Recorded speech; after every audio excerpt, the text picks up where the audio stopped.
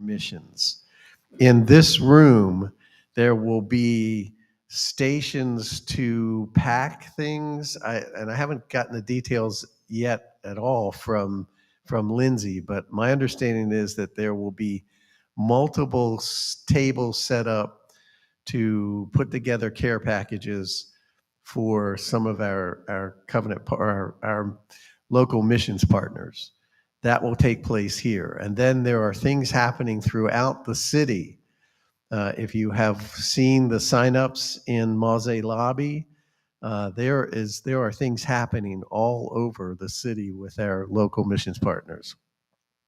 I'm happy to announce that our work with Morningside, both at the Chandler Estates and at the Manor, are well equipped with volunteers. We have about 30 people. So you have stepped up to the plate, signed up, and there are other people who are joining. Those are the two strongest areas of volunteers so far. Now, it's not a competition, right? But we've got our own folks that are leading that, Mary and Jim, and we're just excited to know that those two things are well staffed, and we'll be working and making sure that the others are as well. Make sure that you fill out a disclaimer form if you haven't already. I have some here that I brought in. Take one of those and fill it out. Bring it, I think, that day is something that they need to have you do that so that they fulfill their safety responsibility. So make sure that you take care of that. Also, next Friday then is where I was heading with all this. We will have lunch at 11 o'clock instead of noon. And we will be available to help set this room up for whatever needs to be done and help sort things. Now, we won't be setting up tables and chairs, but there may be some sorting of things and packing bags or boxes. And so that will be something that will be available to us in this room next Friday. And, come for lunch, at least come for lunch. And if you look at what's going on here after lunch and say, you know what, I brought my candy for the trunk or treat and I've contributed, and I don't know that that's really what I need to do, or just go right to the room and start playing Mahjong or whatever is happening. Is that a Mahjong week? Okay. Then don't go and do that. Yeah, if anybody is an expert at laminating, they may need some help with the lamination of things, or maybe cutting the things out that have been laminated. So a lot of that is still kind of up in the air for me, but we'll make ourselves available to do whatever we are capable of doing during that time frame. And then Saturday is the full day of activities. And there's going to be, the signups are out there if you haven't had a chance to take a look at them. And then the next week on the 28th, we will be going to Morgan's Wonderland Camp for lunch and a tour. And that will be our birthday lunch as well. And so anyone who went to the Chandler estate that paid for lunch will not need, because Chandler gave us our lunch for free. If you paid for your lunch there, you won't need to pay for your lunch on the 28th. And we'll have a shuttle from here.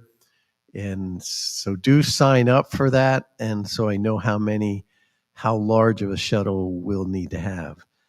And that will be on the 28th. Yes.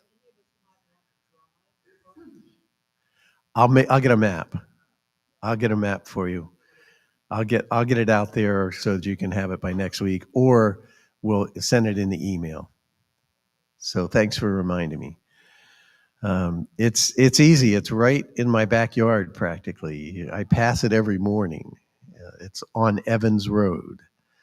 Um, so, well, that's what's coming up. Yes, we will. I haven't been told where we're going to eat yet, but I'm assuming we may end up eating lunch in the Geneva room. Yes, we.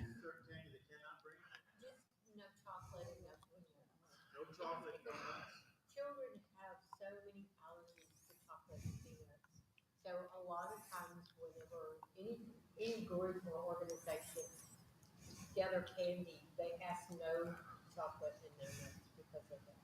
And if you know anybody that's got a child that's got like a peanut allergy, you know what it's like because it can be really bad for you. Well, we do have several people that brought things in that do include chocolate. So we may have to be selective with that on the day of. Yeah. And I want to add that because of Mary's encouragement, there's a ton, I've had a real education in how many packets of individual packets of Halloween candy don't have chocolate. There's Dum-Dum lollipops and Twizzlers and okay, good. tons. Well, we've had a good supply of things in that box since I borrowed some and replaced them. I think hard candy is the most dangerous thing of all. I'll tell you this, that as a child, I've spent my whole life watching kids with peanut allergy. You go through their Halloween candy, those children are not going to. Yeah. We're going to make the final decision, but don't worry. A lot of you have turned in chocolate. Don't worry about it. Hard candy, however. And we'll find something to do with that chocolate. Yeah, we'll find something to do with the chocolate that Chandler doesn't accept. And I have a bowl in my office that I can make that available. Okay. Yeah, we don't want to take a whole don't take any more time.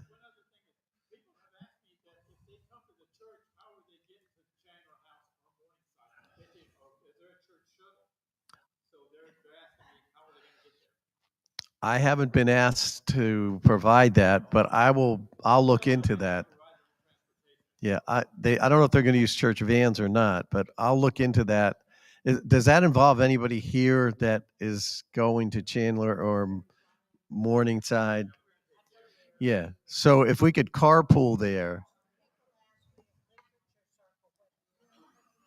Yeah. Well, next week we can maybe talk about that, maybe carpool a little bit. Because I don't know that anybody is on top of getting shuttles, or the plan may be just to use the church vans, and I know what a disaster that can be for us. So moving right along, we've taken way too much time for this, and we have two speakers that we have asked to be here with us. I think it was Nona in our committee meeting who said, "Well, wonder if HEB has speakers that they could send us." And so I emailed the corporate office, and then they emailed me back and said, "Here's the regional directors that you need to connect with."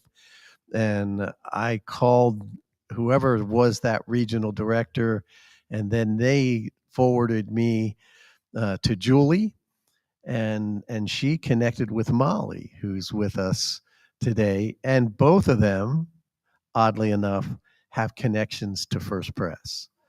And so we're going to hear all about that. We're excited to have you with us. We're looking forward to hearing from you, and there won't be any difficult questions at the end that you'll have to decide on. So welcome, Julie and Molly, and we're glad you're here. Thank you. Thank you. I've hopefully been in a lot more contentious rooms than this, so you can give us some difficult questions. But we're very happy to be here. Like Reverend Moore said, we both have connections to First Press, and so we will just share a little bit about ourselves. I thought it would be fun to look to the past of HEB and then share a little bit about what's new. And when Molly introduces herself, she's really a subject matter expert around some things that she's going to share on the back half. but really leaving it open for questions and conversation along the way too. So we'll jump right in. My name is Julie Bedingfield. I've been with HEB for 8 years, and I thought I'd put 3 pictures that kind of define my family right now as it stands. The first one is my husband and I getting married 9 years ago here in the sanctuary. So I grew up here at First Pres. I was telling Reverend Moore that it was a negotiation that led me to growing up at First Pres. My dad grew up on the South Side. He was very Catholic. My mom grew up in Houston. She was very Presbyterian. She said, I'll move to San Antonio, but you're going to be a Presbyterian. So they came to First Pres, and I grew up here, was confirmed here, and then my husband and I got married here. He is a Methodist. He worked for the Methodist Church, so guess what? I kind of became a Methodist too. In the middle is our golden retriever. He's 8 years old and at the groomer right now and hates me. And that's a bag of HEB Heritage Ranch that he's eating there. It's one of our favorite products, and it's got a fun story behind it as well. It was developed by one of our buyers who her first child was a 4-legged furry friend. And when she got the role of being our pet buyer, she said, I want to develop a new line of dog food that competes with some higher end brands that are grain-free, really good for our pets. But if we do this, I want to give back to animal shelters because that's where I got my dog, Franny, from. So she developed Heritage Ranch, and 1% of sales from that go to no-kill shelters throughout the state of Texas. We probably donated a few $1 million since we launched that product just a few years ago to shelters. And my dog weighs 105 pounds, so it works. You can keep your dogs quite fed on it. And then all the way over on the end there is Ada. She's 2 years old. She was probably about 16, 18 months here. And we have indoctrinated her into the HEB lifestyle as well. She's a big fan of Buddy, a big fan of the race cart, shopping carts at the stores. She thinks she's a merchandiser. She gets down and pulls everything off the shelf and puts it all back in different places. But that's us. I should mention, too, after working for the church for about 10 years, and we moved to the Woodlands to work for a church there, we came back to San Antonio. I just really believed in a lot of the work that I get to do here at HEB, and slowly but surely, my husband now works for HEB, works with Molly from time to time. He leads our graphic designers here. So we really are a fully formed HEB family up here, but I'll let Molly go. All right. It's hard to compete with that. She's I like know, HEB queen. yeah. I'm getting feedback. So I'm Molly Schluter. I am a covenant partner here with my husband, Eric. So that's us. Looks a little familiar in the middle. We've been coming to First Pres. Is that feedback? Can you hear that? Sam can tell. Well, he walked off, but we're good. All right. We've been coming here since about 2017. We got married also in the sanctuary last April. So we're still newlyweds, I would call us. I've been an HEB partner for 4 years. Actually, before that, I worked for a PR agency and actually got to work with Julie on a lot of HEB's cool stuff that we'll hear about later. But in general, I am a word nerd. That's why I have the emojis. That's me in all areas of life, but career-wise, that comes to fruition at HEB. I am a content designer, which is a fancy term for writing things that you see online. And I'll get into a little bit more of that later. I am also on the local missions committee, so shameless plug to come next Saturday. It's going to be really cool. And then the last picture is Waylon Jennings, who is my baby. He's about 1.5 years old. He's our dog. He's a Vizsla, and we love him. So yeah, that's me. Awesome. And Eric went to church at the church my husband worked at, but so we have these weird Methodist Presbyterian It's true. Rivalries or something between us. It's true. And I grew up Baptist, so okay, yeah, everybody's there a we go. convert. I don't know. We're It's just- all confusing. Before we hit the next slide, we thought it'd be just fun to throw some trivia questions out and see if anybody gets them. No pressure if we don't know the answers. But does anybody know what year HEB opened its first store? Or where? I'll accept. When? Was it 1956? No, it was before most of you were born. All of you were. It was before all of you were born. 03? It's very You close. said Kerrville. Okay, in 1903. It was 1905 in Kerrville. You get a candle. You got Kerrville right. Do you have a favorite food? Do you like tortillas, coffee, chamoy, mango? Coffee, okay. The lid's a little shaky on that one, but there you go. Does anyone want to play Price is Right rules and guess how many people work for HEB today? 13,000 in San Antonio, maybe. Any other guesses? I was gonna say probably about 45,000. Okay, everyone should guess because any other guesses? 75? Any more? 100? All right, we'll call it there. 145,000 people work for HEB across Texas and Mexico. Do you have a favorite food? We'll see what we've got. Are you a honey guy? Do you like cake? Cake?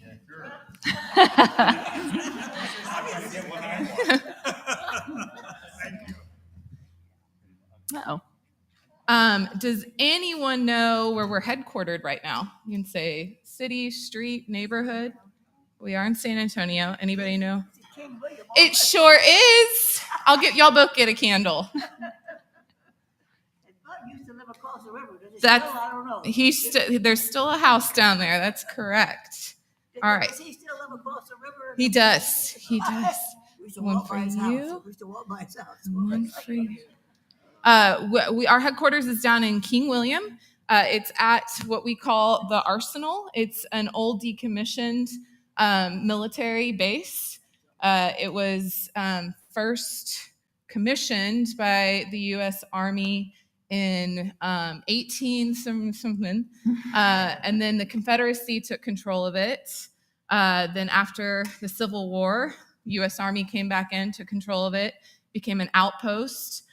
So they would resupply, do saddlery work, armory work. Teddy Roosevelt's Rough Riders would come through there before headed out to West Texas. And then it was decommissioned after World War II. During the height of World War II, about 40 million ammunitions were flowing through that on a monthly basis. And then it sat dormant for a very long time until the company and Charles bought it in 1983. And we moved 250 families from Corpus to San Antonio to relocate our corporate headquarters where we've been ever since. So that's a little bit of the background there. I don't know if it went to sleep on us on the screens. Should we try plugging it? Oh, did it? Just try this. I can vamp. I know. It's always my go-to. Just unplug it. Just restart. When it pops up, look, it looks like promising. it's going to. So we were founded in 1905. There she is. That's Florence Butt. So we are woman founded. We're very proud that a woman started our company in Kerrville. They moved here because her husband was suffering from tuberculosis, so they needed a drier environment. So they came down to the hill country. He himself was a pharmacist. She leased a 450 square foot building with $60 and a prayer is what we say. And that is what really started HEB. It would take a few years before we really started expanding as a company. Her son, Howard, which is how we get our namesake HEB. At first it was called CC Butt Grocery or Cash and Carry or something to that effect. Howard would start expanding the company. After several failed attempts in the Hill Country area, we really started seeing success and growth in South Texas. So stores like Del Rio, Kingsville, et cetera, is where the company started seeing success and we were able to continue to expand. So today, we are the largest privately held company in Texas. I mentioned we have 145,000 partners and hiring at a rapid pace. Right now, we're trying to hire 1,000 partners for one store in the DFW area. By comparison, we usually staff a store with about 300 to 500 people. There's just so much demand right now for those stores that we're opening that we'll talk about in a little bit, that we are making sure we've got enough people to serve those coming through to buy their tortillas. We do about $34 billion annually in sales and have more than 420 stores across Texas and Mexico. We have about 77 stores in northern Mexico, which I think always surprises folks. and always confuses people. They think we have stores in New Mexico. We don't. We have them in Mexico. But we've been in business. We're about to celebrate 118 years at the end of November. So our mission and purpose, I didn't even mention what my role here at HEB was, but I'm in our public affairs department. So I focus on our community relations, and we kind of title this presentation our Spirit of HEB, and we talk a lot about our spirit of giving at HEB. We truly believe that to be the best retailer, we want to achieve that so we can invest in the lives of Texans. And we do that with our customers. That's by providing them the lowest priced products at the highest quality. Our partners, when you employ 145,000 people, you're responsible for a very large percentage of our population by comparison to other companies. So really taking care of our partners and their families and the communities that we serve throughout Texas. So we want to talk a little bit about how we invest back all the good earned money that I hope you spend with us. I want you to know it's going right back out into those communities that we serve. So Molly and I got to work for several years on a program that we call Excellence in Education. So every year we invest about $10 million in education throughout the state of Texas. And a lot of that happens with our Excellence in Education Awards. This is really just a fun time to celebrate our public school teachers, administrators, and faculty across the state. They can self-nominate. You can nominate any teacher that you know in your networks. I think nominations are open, but maybe closing soon for this next year's awardees that will be awarded in 2023. And this is one of the largest monetary programs in the country for public school teachers. We do about $800,000 a year. The finalists get surprised by their local stores with about $2,000. And then we bring them all together in May for what we call the Oscars for Teachers. And they do their final interviews, and then they're surprised on stage with anywhere from a $5,000 check to a $25,000 check, and some school districts get $50,000 or $100,000 as well. Through our HEB Read 3 program, we donate 4 million books. The idea behind Read 3 is to read to your children 3 days a week, to really get them ready for kindergarten and for when they start to learn how to read themselves. And then HE Buddy League is a program that we have that teachers can opt into. It's our way of saying that we believe everyone has a place, and it's an anti-bullying program that our teachers can use in their schools. And we lead with education. I think a lot of you would think, why aren't they talking about hunger relief and food banking? And a lot of that is because of Mary Elizabeth Holdsworth Butt. So this is Charles' mother. She herself, when we talk about our spirit of giving at HEB, we really credit her and her philosophy and everything she did for the state of Texas, really, but through the company and of her own family giving and individual giving to her and all of her efforts throughout her years. So she herself was an educator, which is why I think Charles feels so strongly about education, and the company has placed such an importance on it. Over the years, Charles has obviously been instrumental in us developing excellence in education and the other programs I talked about, but he personally opened a center called the Holdsworth Center, and this is a center for excellence to bring school administrators in to talk about sustainability within their own classrooms and schools that they run. That center is located in Austin, and it takes a cohort of teachers and educators and administrators from around the state. So she is really who we look to when we talk about our spirit of giving. I don't know her entire history and CV. She's a pretty interesting lady to read up on. I think it is because of her that a lot of the child protective services that we have today are around, and mental health. So I think the establishment of like the Texas Mental Health Hospital or whatever it was called then was because of a board that she sat on at the state level. And one Christmas, she sent a metal bowl and a metal plate to the governor's office in every state legislature. She said, I want you to eat your Christmas meal on this tonight, because that's what our kids in orphanages and in asylums eat from every day. So she was very connected to our society and wanted to see changes at every level that she could impact.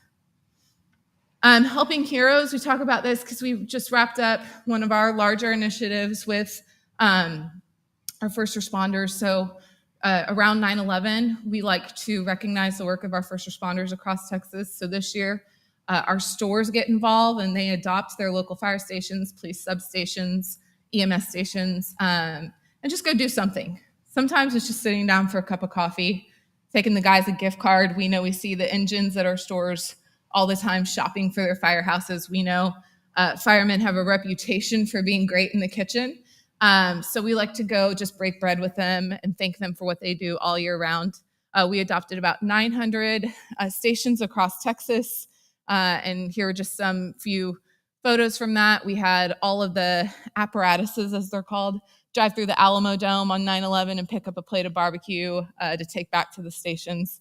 And really, it's just a moment to say thank you. We know they deserve to be told thank you all year round, but it's a fun time to recognize them. And then hunger relief, like I mentioned, you think, why didn't they lead with that? We're a retailer of food. A lot of what we do around hunger relief, we feel like we should do because it's just the right thing to do. So since 1982, when we've really cemented our food banking program, everything before that was probably being done in the same spirit, but not with kind of the processes around it that we have today. We've donated a billion pound of foods to food banks across Texas. We work with about 18 food banks through Feeding Texas, which is the statewide organization. And this is something that we do every day. We have a team of drivers actually who their sole focus is doing runs from stores to food banks instead of from our warehouses to stores. So they're going and picking up product that is still great to eat, but we know that we can go make better use of it than we can by selling it on the shelves. And so through our food bank assistance program, we give about 43 million pounds of food annually. And I can say that does increase year over year. We have a fun dinner that kicks off in November, kind of a traveling road show throughout November and December, where we go host 32 dinners across the state of Texas. We call it our Feast of Sharing. Here in San Antonio, a lot of people either confuse it for or think of the Jimenez dinner. So in San Antonio, we always do ours in December because we know the Jimenez dinner does a great job at serving that need around Thanksgiving. But we can have 15,000 people down there in the convention center eating dinner with us.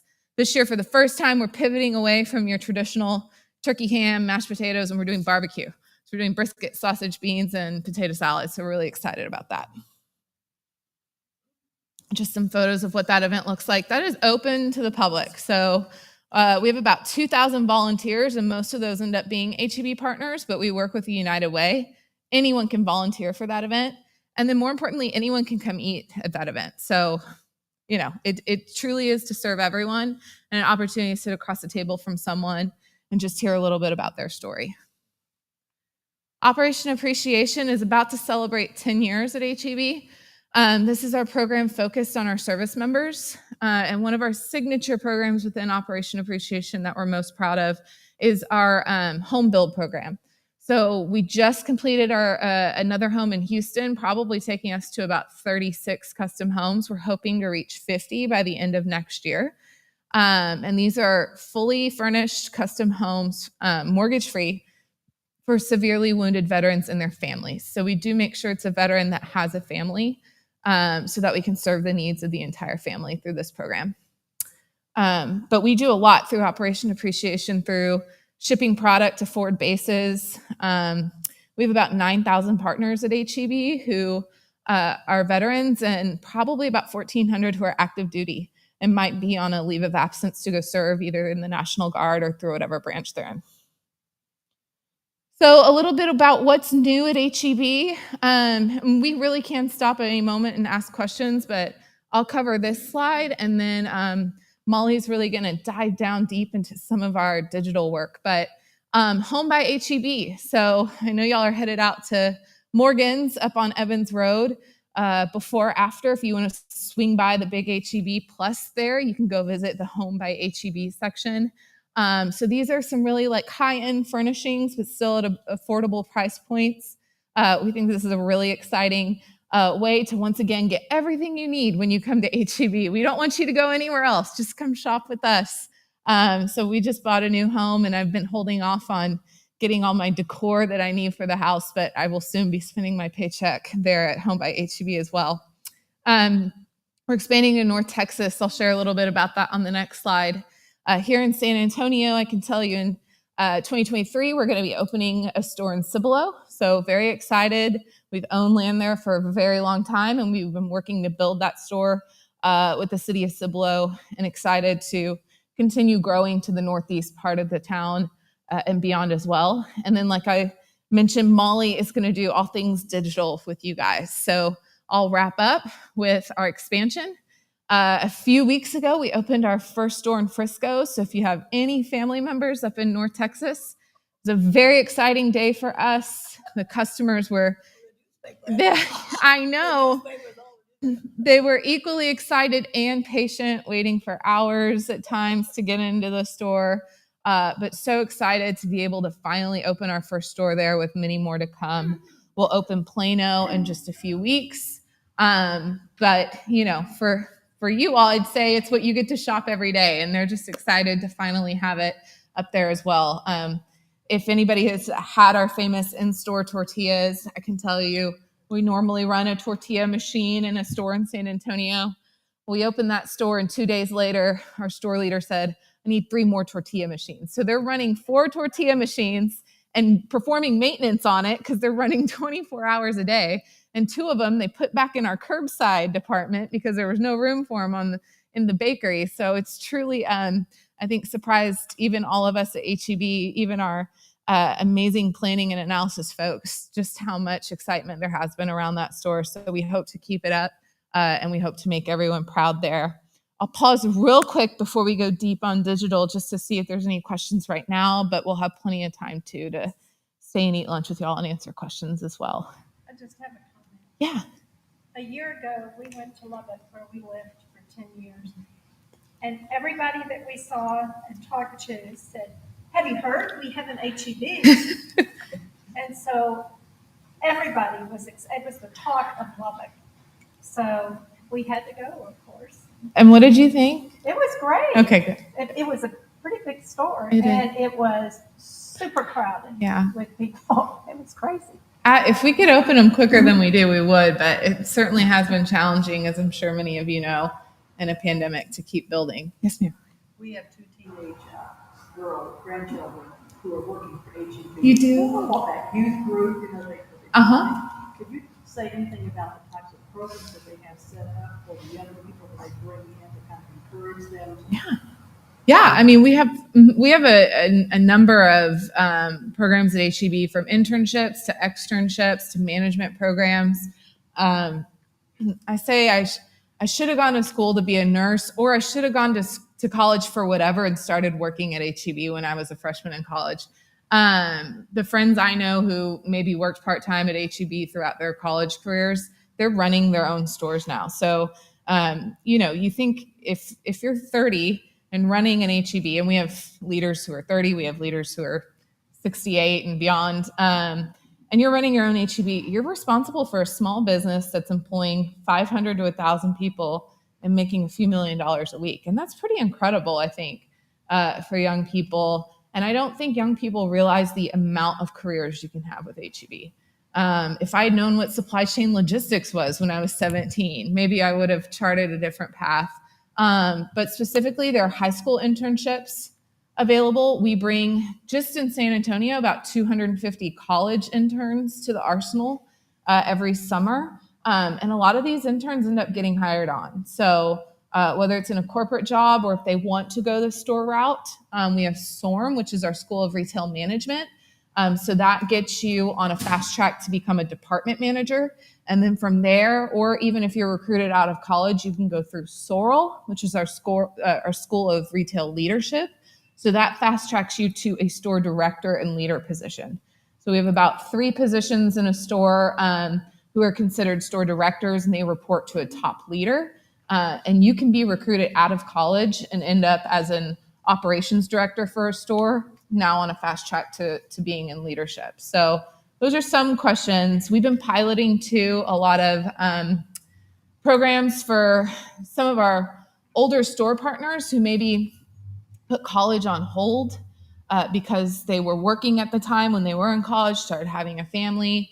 Now maybe they're in their 40s, their 50s, maybe they're a department manager like we mentioned, and they never got their college degree. So we've been piloting with UT Brownsville, getting them their degrees and doing a cohort of people that have been going through that. So we're always looking to test kind of new things within career development, career readiness. So I don't even know if I answered your question. Well, I just knew that it was wider than I was aware. Yeah, and scholarshiping programs. So kids who are working with us in high school as checkers and baggers, we have very robust scholarship programs so that they can go to college, keep working with HEB, take a truncated schedule just so they can maintain employment, work 8 hours a week or something, and then they're graduating college ready to take on more responsibility or leadership within a store or a corporate role as well. I may have missed it. When you were talking about the history of HEB, where was the first store in San Antonio? Oh, the first store in San I Antonio. remember one in 1952, but I'm not saying. I don't know if it was the Nacogdoches in North New Braunfels store. Jane may know. I don't know. Cops may know. We call it the Oak Park store. It's SA1. It was a Handy Andy, but that's a great question. It also may have been. There was one on Blanco in 1952. There was one on Blanco and Massey. But where? We also had a few stores that aren't even open anymore because we opened McCreeless that were down on like Commerce. I'm going to get the answer and I'll email it after the fact so y'all know because our numbering system is very wonky at HEB because too. They had to compete with Handy Andy. Mm-hmm. And the competition was Handy Andy was winning. I've shopped a Handy Andy before, so yeah. I'd like to know. I will. I'll find that out. Mm-hmm. I left San Antonio at 46, but my mother stayed here, so that's why. I will find that out. Yes, ma'am. Any possibility if you're expanding up north, any possibility of going to college? We probably own land. I mean, we have several stores in East Texas. I'm curious if we own land there. We're opening 2 stores in kind of our Houston food and drug area, which Tyler is actually a part of that still, in Willis and Montgomery. So I don't think there is a current plan on like what we call our capital list. But I think there's always a possibility on like a 10-year forecast for it. Oh, good. Anything else right now? Okay, there's more. So All right. I'm going to hand it off. Well, it's really fun to get to hear all about the amazing community involvement. And it's really also cool to see that same flavor, that same spirit of HEB is also on the digital business side. And I get to see that every day. So the same love for communities, the same love for our partners and our customers. It's really the heartbeat of what we do. So I do work on the digital side and just wanted to give a quick overview of just some of the stuff that we do. But first I want to ask, who here has ever used HEB.com or the My HEB app? Oh, I think you may have been first, and we only have one candle left. So you get a butter tortilla candle. But yes, so the HEB app, the My HEB app and HEB.com are the 2 things that are customer facing that our team works on. And so just kind of a quick little about us. We are an in-house technology group. There are quite a few of us. We are headquartered actually in Austin. I live here, so I go back and forth between San Antonio and Austin. A lot of my team is up in Austin. Uh-oh. Do this. Hold, please.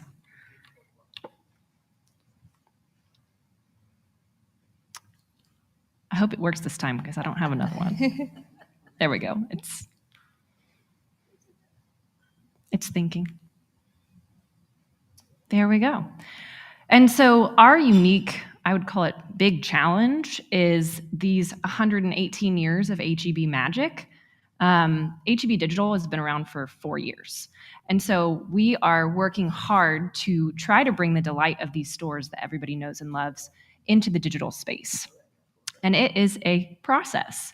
So I just kind of a little comparison, just like our very first store, back in Kerrville was a small one-room building versus our HEB Plus stores today.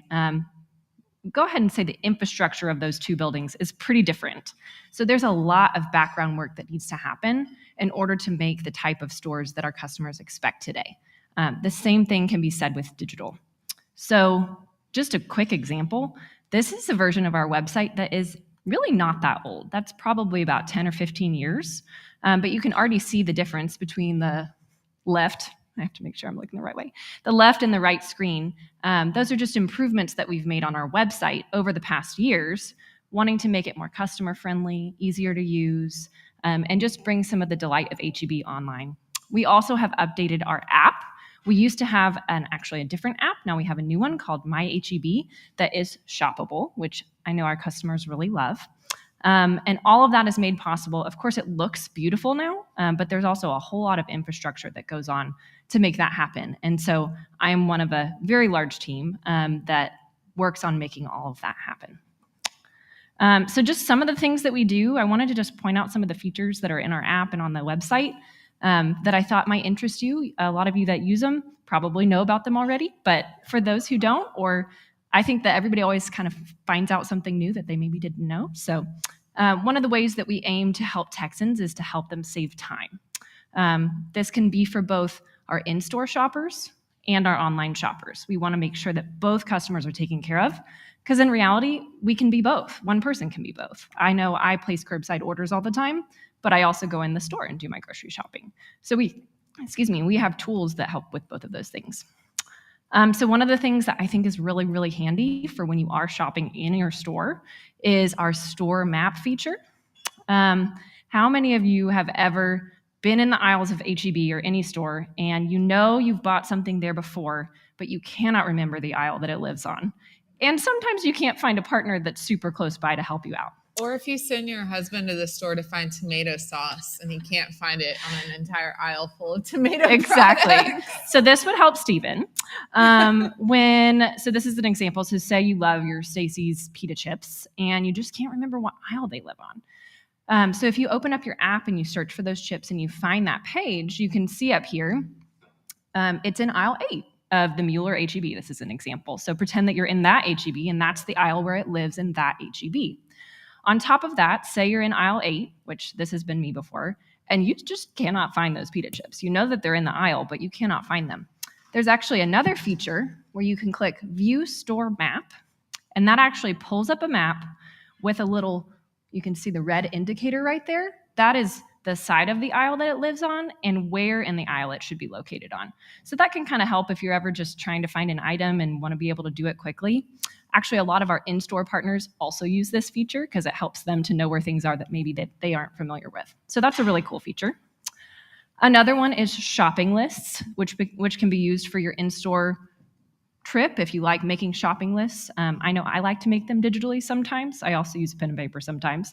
But if you use the app or the website to build your list before you go, it'll actually basically make little sections for you. So you can know, okay, well, this many items are from the produce section, and here in the produce section is where I'm going to find those items, versus this is all the stuff I need from the deli or the meat market. So you can kind of plan your trip out without going back and forth to all the departments and just help you save time there. Another way I love to use shopping lists, because I do curbside and home delivery a lot, these are actually my shopping lists. That's from my app. I have different things that I like to make pretty frequently. So I'll make little lists so I can add all those items to my cart really quickly, or things that I order weekly. I keep them in their own shopping list. And I know I always want eggs and coffee and bananas and all those things that we order every week. So that's another really cool way to use it. Another way that the app and the website are helpful for our customers who want to place orders, they don't want to do an in-store trip that time, is you can actually build your cart and order online. This is just a fun feature I think is a really cool way to bring in what you would experience inside of a store. Specifically for bananas, if you are shopping for bananas in the website or the app, it'll let you select if you prefer a green banana bunch versus a yellow banana bunch, or if you don't care at all, you can say that too. Another thing that you can do is you can't see on the second screen on the right side, but that's for deli sliced meats and cheeses. If you really like yours sliced a certain way, you can choose how many pounds you want at each slice level number, which I think is really nice. And then, of course, when you're placing your curbside and home delivery order, our team thinks about what that should look like.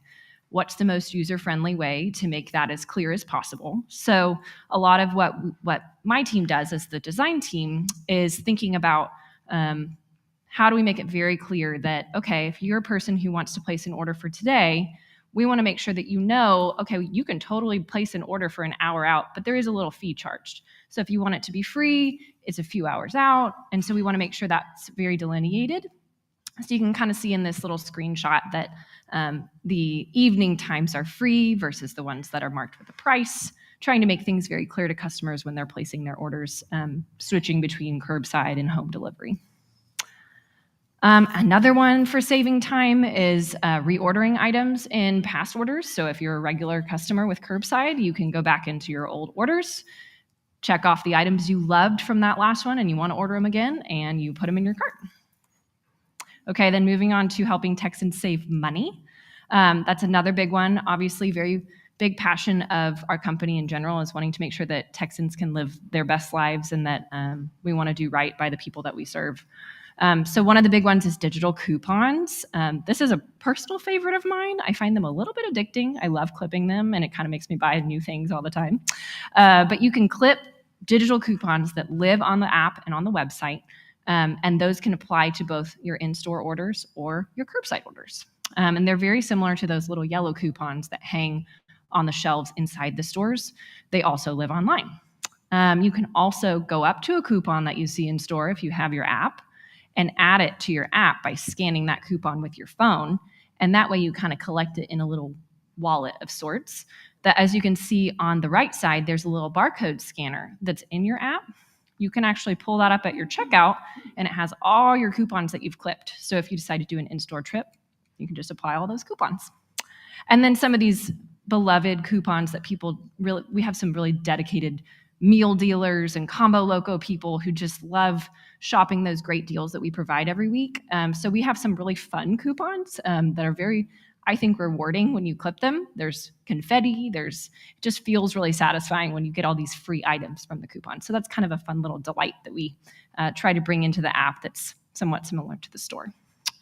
A lot of people are big into shopping the sales every week. Every Wednesday, we have a new flyer that comes out, or we call it the weekly ad. That lives online, and you can shop those items directly, and you can see the price reduction. You can see just kind of what's on special that week. Usually it's something seasonally relevant too, so might be Halloween stuff or whatever. And this is a really cool one. It was a big win for the digital team, not necessarily applicable to every customer, but to customers that are definitely vulnerable. We have, during the pandemic, there was quite the need for curbside that we had never seen historically before, because a lot of people who maybe had compromised health or just fear of catching the virus didn't want to go into stores and expose themselves to being around lots of people, and they were wanting to place curbside orders. But some of our customers are on SNAP EBT with a Lone Star card, which is basically the modern equivalent of like a food stamp program. And so that card gets reloaded with funds, but our app it didn't accept those cards because it was a whole different system. And so we were able to develop new technology actually very, very quickly. It was a big win for us to be able to accept those people's funds. They can actually check the balance of their card on the app now, and they can place curbside pickup orders so we can serve all of our customers, which was a big one. And then last, this is a fun one. This is a lot of stuff that I work on. We help Texans discover. So we want people to feel like they can discover things online just like they do in the stores and bring some of that fun flavor of HEB in. So you can find new and old favorites. So you can shop by aisle, where you could go into a category and shop your fruits and vegetables, maybe be inspired to buy some guac or make a really fresh salad. So trying to kind of inspire customers as they're shopping. Also, kind of a unique thing that I think online shopping in general really brings is the curation of shopping experiences. Whereas in the store, if you're going to the meat market to buy your roast for your pot roast, maybe you're going to have to go into the produce section to go buy your carrots, and then you're going to have to go over into the dry goods section to buy whatever seasonings you like. Well, online, we can make one page with a curated experience. You can pick your favorite cut of roast, you can pick your favorite veggies to put into your slow cooker meal. And it just makes that process really easy and fun. You can also use the app to scan item packages. So if you always buy the same popcorn every week and you don't want to have to go look it up on the app, you can just scan that barcode with your phone and you can add it to your list or your cart. And then just in general, there's always more to come. We have so much that we've built, so much that we would like to make better, and so much that we'd like to do in the future. So kind of back to that infrastructure piece, it's a constant effort from our team to build new things and get feedback from customers to build the things that they want and what would make their lives easier and how we can serve them better. And so there's never a dull moment, and it's really pretty fun. So that's all I have. Do y'all have any questions for digital things? I'm just curious at what kind of systems in place to keep up with the changing type of merchandise. So, 14 different types of sauces with different manufacturers and whatnot, but someone brings a new product in that HEB puts on board. How do you integrate all of that into the system? Where I see it online when I'm shopping. It is very complex, and I really couldn't tell you the exact answer. But they do happen seamlessly. So if it's going in store, there is a team making sure it's immediately shoppable the same day in curbside. It was similar to what happened when we launched Home by HEB. You could actually shop at curbside about 12 hours before we opened the store. But I don't know how manual it is, but in the early days too, there would be people taking pictures of the product in store and then going back to their computers and uploading it. So there's a whole team of people to ensure that everything's available in both places. It's kind of a combined effort between the supplier who might be providing the item, if it's like a Dorito or something like that, versus if it's something that HEB makes. There's got to be photography. We need to have nutrition facts. We need to have all sorts of details about that product that customers might be interested in. So it really is kind of a multi-team effort to make that happen. And actually multiple systems work together to make sure that that comes online. And also stays online in the right stores. That's another complex thing that we have to deal with is we have unique stores in that no store assortment or just the items that we sell in one particular store, no two stores are alike. So one crazy, wonderful brand of chips that we have in a store may not be available in another one. So our challenge is how do we make sure that you understand that when you're shopping digitally in one place and then maybe switch to a different one. So yeah, it is complex. Know your site hasn't. I've had home delivery since it first started, November 4 years ago, and they brought your stuff up to your apartment. But the digital site is better. Sometimes with my fingers, sometimes I type the wrong thing in there, and nowadays you all would help me. Yes. It used to be if you hit the wrong letter, no, we don't have this. But nowadays you have these things down, and you help. So the digital site is better. Yes. When it first started years ago. And our hope is it'll get even better because there's always new things that we can improve on. Do you think you really answer those? Someone really reads those comments? I do. Yes. I know I do. We each get sent comments that are flagged with things that we work on. So yes, somebody reads every comment. And a lot of times it's things that we know is a problem, but we have to work on it holistically. And then sometimes it is something we didn't know and we can quickly make a change to fix it because sometimes it's an error or something like that. No, it looks like they responded. I've had a couple. It looks like they did respond. So, That's good. I hope they do. I'm very thankful for home delivery and for digital. Good. I'm glad. It's a great service. Anybody else? I wanted to compliment y'all on something that y'all are doing. My stepson with special needs, and all through school, through graduation, he was segregated from the general population. We were able to find a pizza hut that hired him on to clean up and stuff like that. But the HEB we go to is the one in Bandera Road in And we see a school bus up there come from Churchill High School, and it looks like they bring in special needs students. And we see them bagging. And to have a student in a supervised environment like that, it's a bit about. I love that. We are very grateful to work with nonprofits. There's one called Reaching Maximum Independence, more for special needs adults, and we're happy to hire those individuals. They're in a general population setting, which they're never in before, and the fees, I mean, it's just, I don't think y'all realize how great that is. I think we're the ones who limit their abilities, not the other way around. So, And that's really great. yeah, thank you. Well, if there's someone wants to come work for HEB, yeah. Yes, ma'am. I wanted to say thank you to all the cashiers. I've lived all over the country, and HEB to a store, everyone, when you're checking out, did you find what you need? Do you need help going out to the car? And I tell people that. I say, you people don't know. It's wonderful. Thank you. Thank you. And to add to that, the holidays, when it's packed in there and you can't even get down the baking aisle.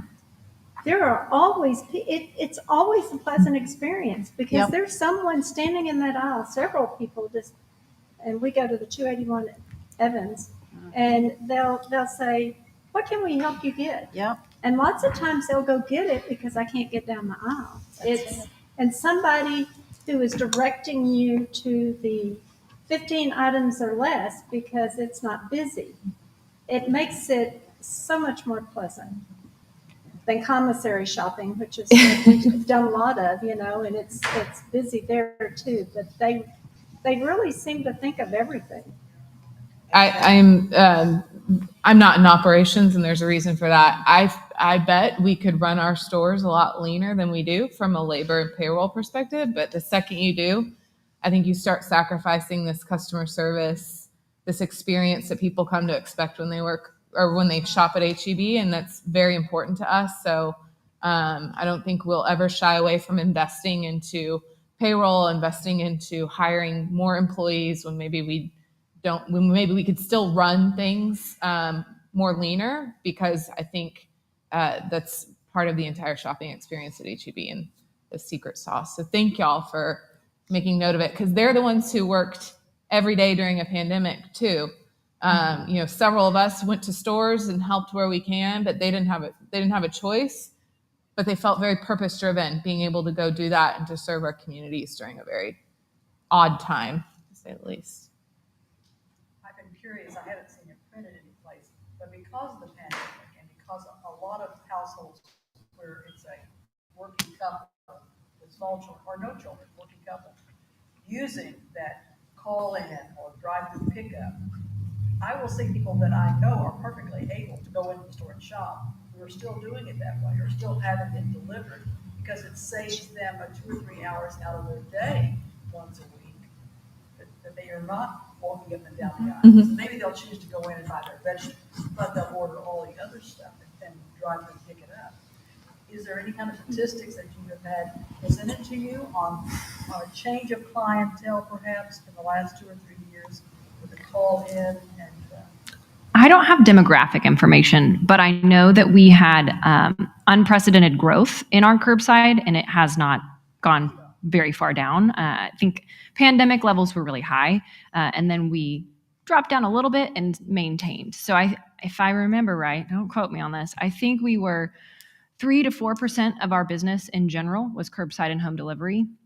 It's now closer to 15 to 20, depending on. So I know my husband and I are those people. We both work, and it's just easier to place an order sometimes when we don't have time. whether you pick it up or someone else picks it up. Exactly. Exactly. And I find it actually makes my trips in the store a lot more fun because I can always get the same things I order every week. But if I really want to cook something fun and new, I can go in the store and get all the delight of talking to people and doing all the things. And all I have to buy are the things I need for the meal. And so I think a lot of people are doing the dual role. And so that's why, when we build tools, we want to make sure you can. And I can just pick up those fresh things that you Exactly. So it's a new world that I think we don't even know what it'll look like in 10 years, because this is what it looks like today after this pandemic. What's going to happen when people are really used to this for long term?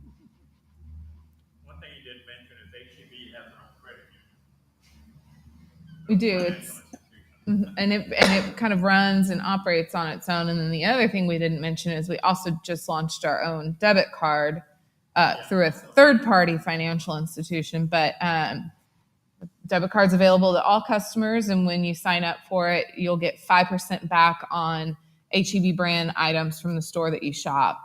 So for folks like Molly and I, we're actually now getting 15% back, because that's one of our benefits of working at HEB. We get 10% back on those items anyways.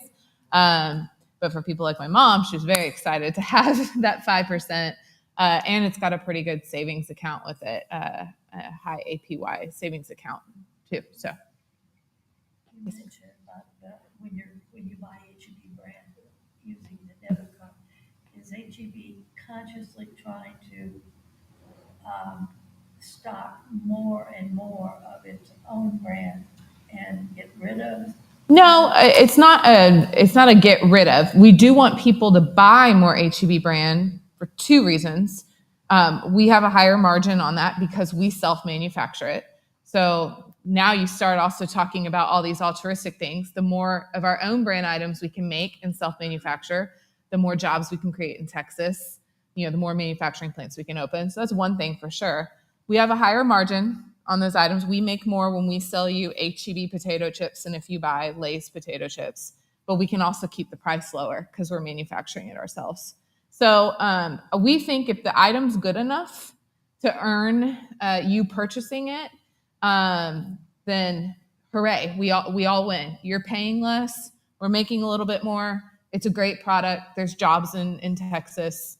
But if you think an Oreo is better than an HEB Twister, that's incentive for us to make our product better. So we're not going to take Oreos off the shelf because we know you're buying them. So it's really not a competitive. I mean, our vendors are, like gold to us. We treat our vendors with so much respect, and we source vendors everywhere. But we're very proud of our own brand, our private label, our HEB products, and we want to keep introducing fun and interesting things like the candles y'all have, which all also smell like a product that we sell in store. Mango chamoy ice cream, I don't know that Dryers is making a mango chamoy ice cream, so it's a mix.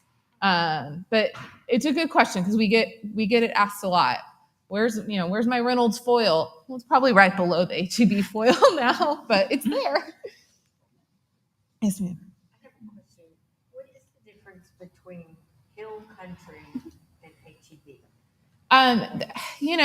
There might be different ingredient sourcing, but we do like to say that the product quality is just as good. Otherwise, we wouldn't put our name on it. In fact, every product too also has a handwritten guarantee that, Charles isn't signing every box, but Charles puts his name on that product.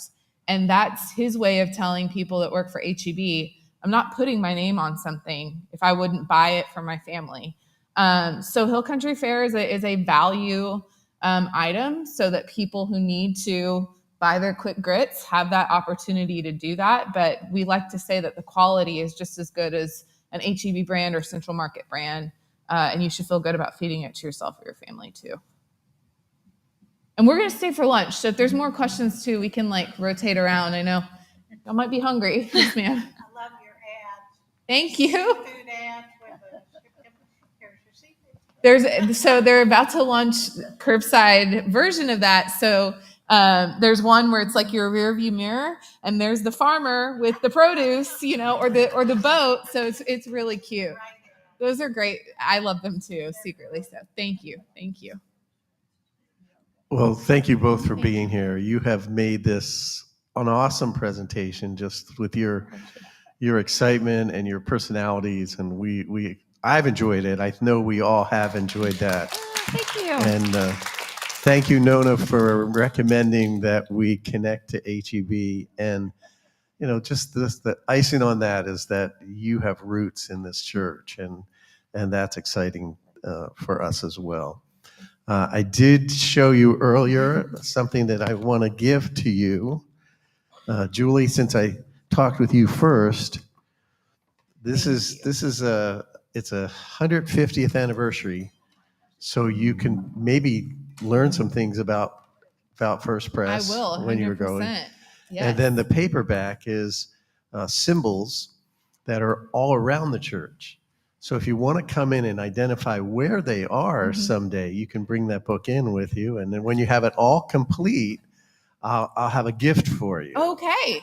I love that. I love the incentive. It's a scavenger hunt. And, Yes. and Molly, you said that you received that I got it as a wedding gift, actually. So okay. it's on our coffee table. And then this is the symbols. We'll compete. We'll see who And so finishes now it first. I'll likely see you in the hallway trying to find all of those things. A Studying. lot of them are in the sanctuary. There are some in this room, and they're all over the church. Thank you. But thank you again for being here. Thank It's you been so a pleasure having you, and I think this was a real win for us. Thank and, you. Yeah. Extension of our acquaintance with HEB, though, because we had, of course, Ed Crane was a very active member of the church, and especially of Keys, and he was just a wonderful, wonderful person. We enjoyed hugely. So, And thank you, Jane, for mentioning that. The HEB. Yes, very. There's a lot of legends that have paved the way for us. Well, let's pray.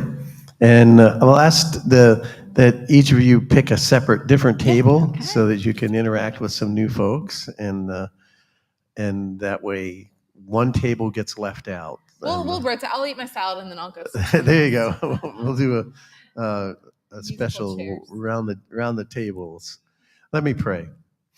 Father, thank you for our time together today. Thank you for just the work that HEB is doing that cares for people, cares for people's needs, and even needs beyond what they're eating, but education and health. And thank you that this church has some roots in that as well, with what Jane had mentioned. And Father, we thank you for the way you provide for us each day.